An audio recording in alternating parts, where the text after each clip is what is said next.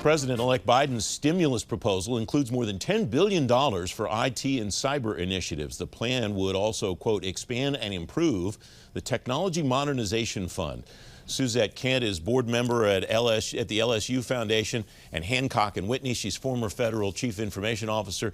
Suzette, welcome. It's great to see you. I imagine you're tremendously excited about this potential infusion of cash for the TMF. What do you see as the prospects?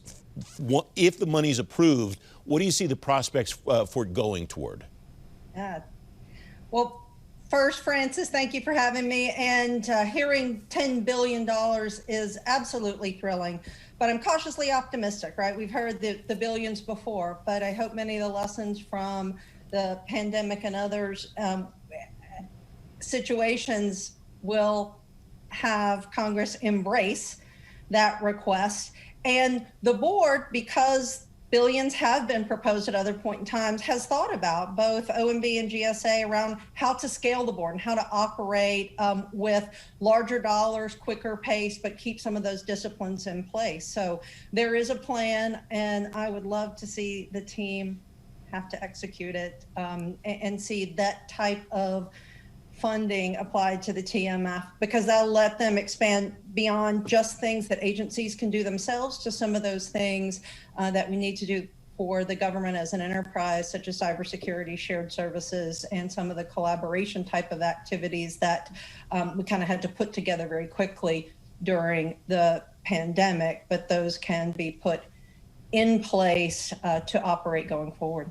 What are the potential bottlenecks? Because when you and I have spoken about the TMF before, the issue was, we were talking about millions of dollars, you know, three-figure millions, 200 million and so on. Yep. This is like 40x that. What's the capacity level that the board is ready to undertake? And then what is the capacity level at the agencies when these things get approved? Yeah. Well, the board would absolutely have to be scaled, right? It's a substantial amount of work with a small but diverse board that exists now across multiple agencies and multiple disciplines.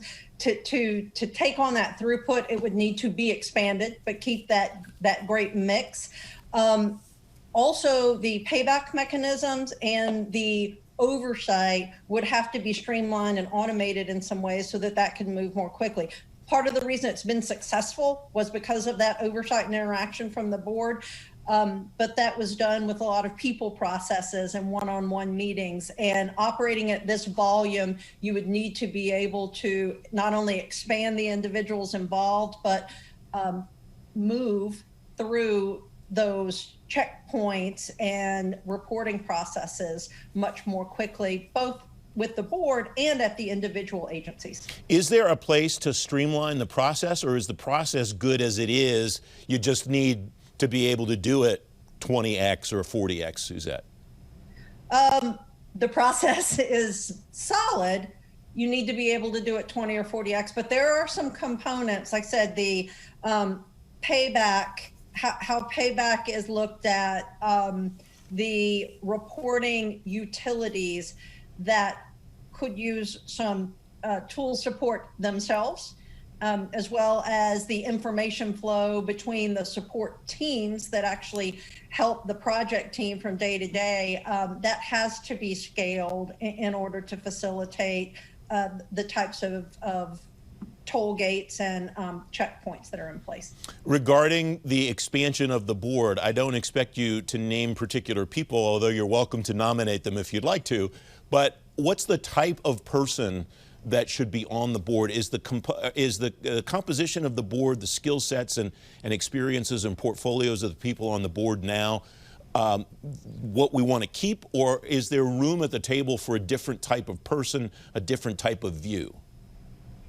Francis, there's room at the table for many types of views. I mentioned discipline, the various disciplines. A couple of things are important: broad spectrum from multiple agencies and broad spectrum of the disciplines. And when I say that, that means true hands-on technologists. That means operational experts. That means procurement experts. That's representatives from our financial teams.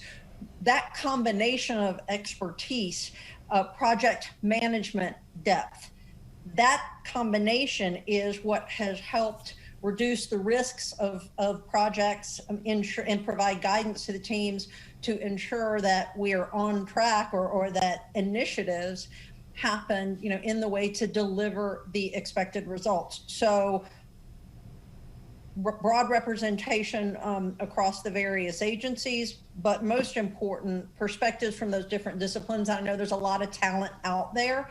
It took a lot of time.